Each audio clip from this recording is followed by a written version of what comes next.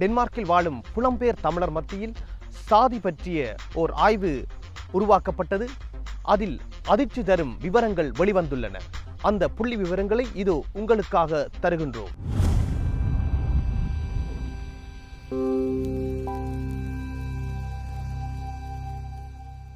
இந்த ஆய்வில் 107 பெண்களும் 86 ஆண்களும் கலந்து கொண்டார்கள்.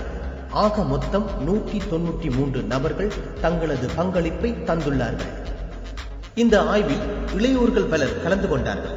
அதாவது 15 19 வயதுடையவர்கள் 32 வீதமாகவும் 20 25 வயதுடையவர்கள் 50 வீதத்தை தொட்டுள்ளார்கள். அடுத்து வரும் கேள்வி ஒரு முக்கிய கேள்வி.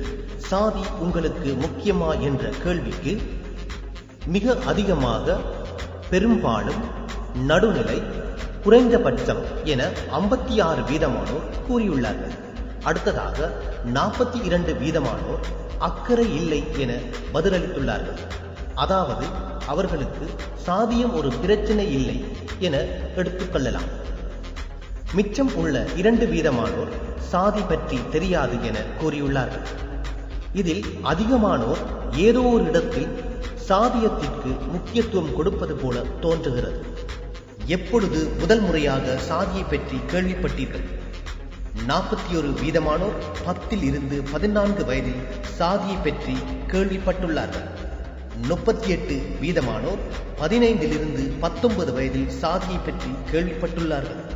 ஆகவே சிறிய வயதிலேயே சாதியை பற்றி பலர் அறிந்திருப்பது தெரிய வந்துள்ளது. சாதியை பற்றி எப்படி அறிந்து கொண்டீர்கள் என்ற கேள்விக்கு 71 வீதமானோர் பெற்றோர்கள் மூலமாகவும், 17 வீதமானோர் நண்பர்கள் மூலமாகவும், மீதம் உள்ள 12 வீதமானோர் வேறு என பதிலளித்துள்ளார்கள். இதில் பெற்றோர்கள் மூலமாக சாதியை பற்றி பலர் அறிந்து கொள்கிறார்கள் என்பது ஒரு சிந்திக்க வேண்டிய விடயம்.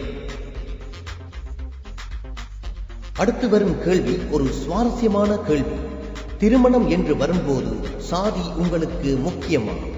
55 வீதமானோர் மிக முக்கியம், முக்கியம், குறைந்தபட்சம், மிக குறைந்தபட்சம் என பதிலளித்துள்ளார்கள். 45 வீதமானோர் அக்கறை இல்லை என சொல்லியுள்ளார்கள். இதிலும் கூடியவர்களுக்கு சாதி ஏதோ ஒரு விதத்தில் முக்கியத்துவம் அளிக்கின்றது என எடுத்துக்கொள்ளலாம். நீங்கள் காதலித்து திருமணம் செய்வதென்றால் சாதிக்கு முன்னுரிமை கொடுப்பீர்களா? 24 வீதமானோர் ஆம் என்றும், 65 வீதமானோர் இல்லை என்றும், 7 வீதமானோர் சில வேளை எனும் மற்றும் 4 வீதமானோர் வேறு என தெரிவித்துள்ளார்கள். ஆகவே காதல் என்று வரும்போது சிலருக்கு சாதி முக்கியமாகிறது என எடுத்துக்கொள்ளலாம். நீங்கள் திருமணம் செய்பவர் உங்கள் சாதியை சேர்ந்தவராக இருக்கணுமா?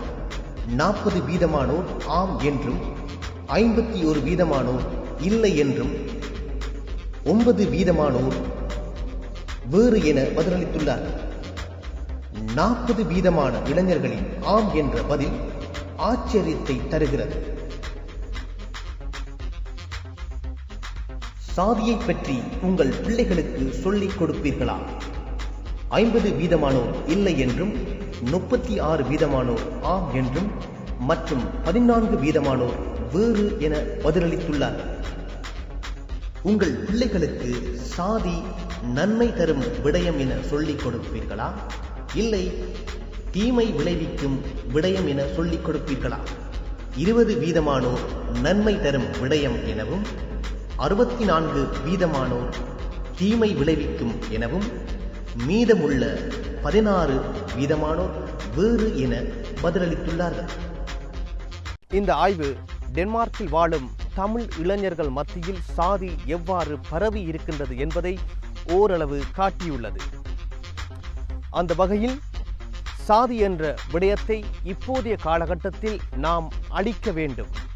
ஏனென்றால் இப்படி போன்ற ஒரு விடயம் எமது சமூகத்தில் பிரிவினைகளை மட்டும் உருவாக்கும். ஆகவே சாதி என்ற ஒரு விடயத்தை நாம் ஆயுதமாக பாவிக்க கூடாது. அன்று மகாகவி பாரதியார் சாதிகள் இல்லையடி பாப்பா என்று பாடிச் சென்றார். அவருடைய வார்த்தைகளை பின்பற்றுவோம். உங்களுக்கு எமது இந்த ஆய்வு காட்சி பிடித்திருந்தால், இல்லை என்றால் தமிழ் சோம் செய்யும் சேவைகள் உங்களுக்கு பிடித்திருந்தால் உங்கள் ஆதரவை எமக்கு தாருங்கள். அதாவது ஃபேஸ்புக், யூடியூப், ட்விட்டர் போன்ற தளங்களில் லைக் பண்ணுங்கள், ஷேர் பண்ணுங்கள்.